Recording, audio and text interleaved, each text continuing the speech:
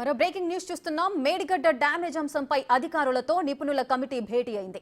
నేడు irrigation secretary అధికారులతో జలసౌధలో సమావేశం జరగనుంది. బ్యారేజ్ మెటీరియల్ శాంపిల్ పరీక్షల నివేదికలను టీం స్టడీ చేయనుంది. 19, 20, 21 పిల్లర్ల కింద భారీ గుంత ఏర్పడినట్లుగా గుర్తించారు. ఆ గుంతను పూడ్చేందుకు తీసుకోవాల్సిన చర్యలపై టెక్నికల్ టీం అధికారులకు సూచనలు చేయనుంది. Water and power research centre కు చెందిన సైంటిస్టులు ఈ భేటీలో పాల్గొంటారు.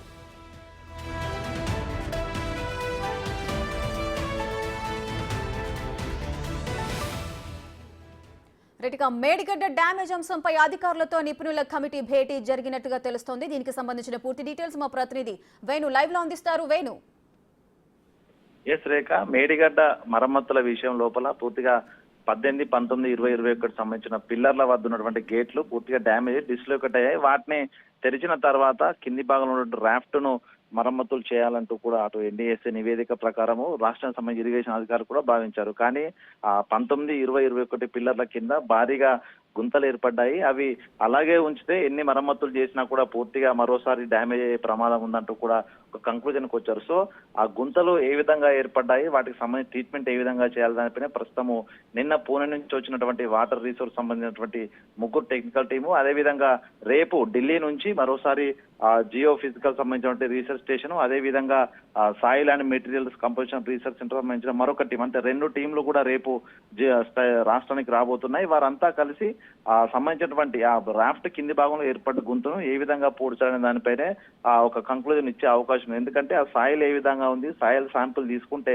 అది కెమికల్ గ్రౌటింగ్ చేయాల్సి వస్తుందా, లేకపోతే కాంక్రీట్ అందులో ఫిల్ చేయాల్సి వస్తుందా, ఒకవేళ చేసినా కూడా రాఫ్ట్ అనేది తట్టుకుంటుందా? ఎందుకంటే గేట్లు భారిస్తాయి, టన్నుల కొద్ది బరువు ఉన్న గేట్లు లిఫ్ట్ చేస్తే కిందకి సింక్ కాకుండా ఎట్లా ఉంటాయనే దానిపైన ప్రస్తుతం ఫోకస్ చేసిన నేపథ్యం లోపల ఈ రోజు ఇరిగేషన్ అధికారులు, అదేవిధంగా నిన్న పూణె నుంచి వచ్చిన టెక్నికల్ టీం కూడా దాదాపు గంట సేపు ఎలక్ట్రో రిసెప్టివిటీ టెస్ట్, అదేవిధంగా ఎర్త్ పెనట్రేటింగ్ రాడార్ సంబంధించిన ఇమేజెస్ పై స్టడీ చేశారు. ఇక రేపు వచ్చేటువంటి టెక్నికల్ టీమ్ తో కూడా వీళ్ళంతా మాట్లాడిన తర్వాత ఆ యొక్క భారీగా డ్యామేజ్ అయిన ఒక ప్రాంతము, అందులో కింద ఏర్పడ్డ గుంతకు సంబంధించి ఎట్లాంటి చర్యలు తీసుకోవాలనేది ఒక కంక్లూజన్ వచ్చే అవకాశం ఉంది. అది వచ్చిన తర్వాతనే 7వ బ్లాక్ కు సంబంధించినటువంటి మరమ్మతుల పైన కూడా ఒక క్లారిటీ వచ్చే అవకాశం అయితే కనిపిస్తుంది. మొత్తానికి ఇటు ఒకవైపు ఆ మరమ్మతులు చేయగలుగుతాం అంటూ కూడా ప్రభుత్వం భావిస్తున్నప్పటికీ అసలు మరమ్మతులు చేసిన ఆ బ్యారేజ్ ఉంటుందా అనే దానిపై కూడా ప్రస్తుతం ఇంకా అక్కడ ఉన్నటువంటి సమస్యను చూస్తే మాత్రం టెక్నికల్ టీమ్స్ కూడా వెళ్లిపోతున్నటువంటి ప్రశ్నలు ఉన్నాయి. సో దీని నేపథ్యం లోపల మొత్తానికి ఈ 3 సంస్థల టెక్నికల్ టీమ్స్ కంక్లూడ్ చేస్తే తప్ప అసలు మరమ్మతులు సాధ్యమా లేదా అనే దానిపైన ఒక క్లారిటీ అయితే వచ్చే అవకాశం ఉంది. రేఖ.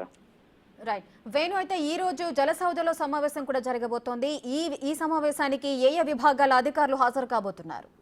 ప్రధానంగా రాష్ట్ర ఇరిగేషన్ శాఖకు సంబంధించిన సెక్రటరీ రాహుల్ బొజ్జాతో పాటు స్పెషల్ సెక్రటరీ ఉన్నటువంటి ప్రశాంత్ జీవన్ పాటిల్, అదేవిధంగా ఈఎన్సీలు కాళేశ్వరం ప్రాజెక్టు నిర్మాణం సమయం లోపల ఆ నిర్మాణ సంస్థతో పాటు పాలు పంచుకున్నటువంటి టెక్నికల్ టీమ్స్, ఇంజనీర్ల బృందం కూడా పాల్గొంటుంది. అయితే నిన్న వచ్చినటువంటి టెక్నికల్ టీము అక్కడ క్షేత్ర స్థాయి లోపల డ్యామేజ్ ఏ విధంగా జరిగిందనేటువంటి అంశాన్ని వాళ్ళు పరిశీలించడం జరిగింది. అయితే అందులోపల జియో ఫిజికల్ సైంటిస్ట్ ఒకరు ఉన్నారు, అదేవిధంగా పవర్ సెక్టర్ సంబంధించిన ఒక సైంటిస్ట్ ఉన్నారు. సో వీరిద్దరు కూడా అసలు వరదలు 2019 నుంచి ఇది అమల్లోకి వచ్చిన తర్వాత నుంచి వరదలు ఏ విధంగా వచ్చాయి, దానిలో ఏ విధమైనటువంటి ఎఫెక్ట్ కనబడింది, అంటే వరద పోటు ఏ విధంగా వచ్చింది, దాని ఎఫెక్ట్ వల్ల ఎప్పుడెప్పుడు సింక్ అయిందనే దానిపైన కూడా కొంత స్టడీ చేసే అవకాశం ఉంది. కాబట్టి ఈ యొక్క బ్యారేజ్ అమల్లోకి వచ్చినప్పటి నుంచి సింకింగ్ అయ్యే వరకు కూడా ఎవరెవరు స్టాప్ లాగ్స్ ఎవరు మెయింటైన్ చేశారు, ఏ విధమైనటువంటి మార్పులు జరిగాయనే దానిపైన కూడా వాళ్ళతో మాట్లాడిన తర్వాత అసలు ఈ ప్రాంతం లోపల బ్యారేజ్ కు వరదలు మళ్ళీ ఒకసారి వస్తే ఏ విధంగా తట్టుకుంటాయనేది వాళ్ళకు అసెస్మెంట్ చేసే అవకాశం ఉంది. కాబట్టి పూర్తిగా కాళేశ్వరం ప్రాజెక్టు నిర్మాణంలో పాల్పంచుకున్న ఇరిగేషన్ శాఖ అధికారులు, ఉన్నత స్థాయి సెక్రటరీ వీళ్ళందరితో కూడా మాట్లాడిన తర్వాత రిపోర్ట్స్ అన్ని తర్వాత ల్యాబ్కు వెళ్ళిన తర్వాత, అదే విధంగా గతంలోనే ఎన్డీఎస్ఏ బృందం వచ్చినప్పుడు శాంపిల్స్ తీశారు. ఏదైతే బ్యారేజ్ నిర్మాణ సమయం లోపల కాంక్రీట్ ఉపయోగించారు, స్టీల్ రాడ్స్, దానికి సంబంధించిన మెటీరియల్, కాంక్రీట్ సంబంధించిన మెటీరియల్ శాంపిల్స్ అన్ని కూడా వారి ముందు ఉంచిన తర్వాత కొంత వారితో అవగాహన తెచ్చుకునే అవకాశం కనిపిస్తా ఉంది. కాబట్టి పూర్తిగా ఇరిగేషన్ శాఖ పైనే వీళ్ళు ఆధారపడి ఉన్నారు. వాళ్ళు ఇచ్చే రిపోర్ట్స్ ఆధారంగానే ఈ టెక్నికల్ టీం కూడా ఒక కంక్లూజన్ రిపోర్ట్ ఇస్తుంది. కాబట్టి ఈ యొక్క ఇరిగేషన్ శాఖకు సంబంధించిన అధికారులు, అదేవిధంగా నిర్మాణ సంస్థ ఎల్ఎన్టీకి సంబంధించినటువంటి ఢిల్లీ నుంచి వచ్చినటువంటి 3 సభ్యుల టెక్నికల్ టీం కూడా ఉంది. సో ఆ టీము, అదేవిధంగా నిన్న పూణె నుంచి వచ్చిన టెక్నికల్ టీము, ఇరిగేషన్ శాఖ, ఈ 3 కూడా సంయుక్తంగా ఈ రోజు జలసౌధ లోపల అసలు ఏం జరిగిందన్న దానిపైన కూడా మాట్లాడుకుని శాంపిల్స్ కూడా కొంత విశ్లేషణ కూడా చేసే అవకాశం ఉంది. దాంతోనే అసలు ఏం జరిగింది డ్యామేజ్ అనే దాంట్లో కూడా కొంత ఒక కంక్లూజన్ అయితే వచ్చే అవకాశం కనిపిస్తా ఉంది. Rekha. Right, thank you Venu, thanks for the details.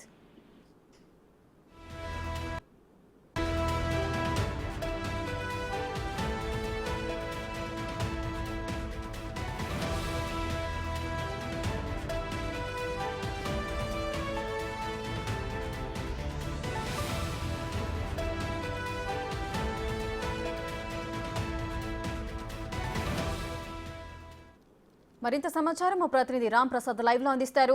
Ram Prasad, Medigadda barrage కి సంబంధించి మరమ్మతుల విషయంలో ముఖ్యంగా 19, 20, 21 ఈ పిల్లర్లలో కింద గుంతలు ఏర్పడినట్లుగా తెలుస్తోంది. మరి ఆ గుంతలకు సంబంధించి ఏ విధంగా పూడ్చే అవకాశాలు ఉన్నాయి? ఒకవేళ పూడ్చినట్లయితే ఎంత సమయం తీసుకునే అవకాశం ఉంటుంది? ఎస్ రేఖ, మనం చూసినట్లయితే తెలంగాణ రాష్ట్రంలో కాళేశ్వరం ప్రాజెక్టు గత ప్రభుత్వం ఏదైతే కాళేశ్వరం ప్రాజెక్టు నుంచి ఉందో చాలా లోపాలు కూడా ఉన్నట్లు అయితే ఇప్పటికీ ఎన్డీఎస్సీ కమిటీ అయితే నివేదిక ఇవ్వడం జరిగింది. మనం ప్రస్తుతం వచ్చేసి ఇక్కడ ఇరిగేషన్ ఆఫీస్లో జలసౌదాలో ఉన్నటువంటి ఇరిగేషన్ ఆఫీస్లో అయితే మనం ఉన్నాము. ఈరోజు నిన్న ఇరిగేషన్ ఆఫీస్కు సంబంధించి అయితే ఇక్కడ జలసౌదాలో ఏర్పాటు చేసేటువంటి సమావేశంలో నిన్న మేడిగడ్డ బ్యారేజ్ ను పరిశీలించినటువంటి సెంట్రల్ టీమ్ సిడబ్ల్యూపీఆర్ఎస్ కు సంబంధించినటువంటి సెంట్రల్ టీమ్ సభ్యులు 3 సభ్యులతో కూడినటువంటి బృందం కూడా నిన్న మేడిగడ్డ బ్యారేజ్ తో పాటు సుందిల్లా, అన్నారం బ్యారేజ్లను కూడా పరిశీలించడం జరిగింది. ముఖ్యంగా మహారాష్ట్రలోని పూణేకు సంబంధించినటువంటి ఈ యొక్క టీంలో జియో ఫిజికల్ ఇన్వెస్టిగేషన్ అధికారిగా ధనుంజయ నాయుడుతో పాటు జియో టెక్నికల్ అధికారిగా జేఎస్ ఎడ్లభట్కర్, అదేవిధంగా జియో నాన్ డిస్ట్రక్టివ్ టెస్ట్ అధికారిగా ప్రకాష్ తాలే వీరందరూ కూడా నిన్న ఉదయాన్నే అక్కడికి వెళ్ళి మేడిగడ్డ బ్యారేజ్ను పరిశీలించడంతో పాటు అనంతరం సాయంత్రానికి సుందిల్లాతో పాటు అన్నారం బ్యారేజ్లను కూడా పరిశీలించడం జరిగింది. ముఖ్యంగా సిడబ్ల్యూపీఆర్ఎస్ అనేది సెంట్రల్ వాటర్ పవర్ రీసెర్చ్ స్టేషన్కి సంబంధించినది. పూర్తి స్థాయిలో కూడా ఏదైతే డిస్మెంటల్ అయినటువంటి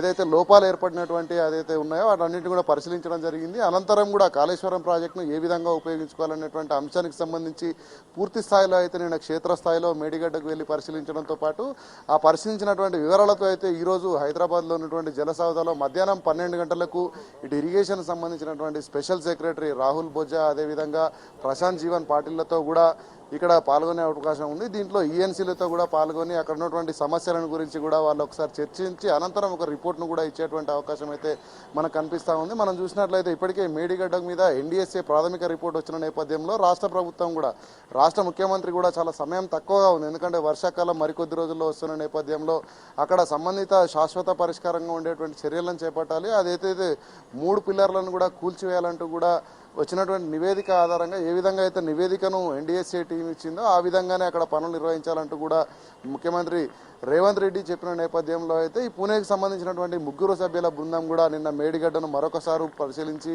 అక్కడ ఉన్నటువంటి పరిస్థితులపై అయితే పూర్తి స్థాయిలో ఒక ప్రాజెక్టును డీటెయిల్ ప్రాజెక్టును కూడా ఇవ్వనున్నట్లు మనకు తెలుసు. దీనికి సంబంధించి మరింత సమాచారం కోసమే ఇరిగేషన్ శాఖ అధికారులతో అయితే ఈరోజు మధ్యాహ్నం 12 గంటలకు భేటీ అయ్యి అక్కడ ఉన్నటువంటి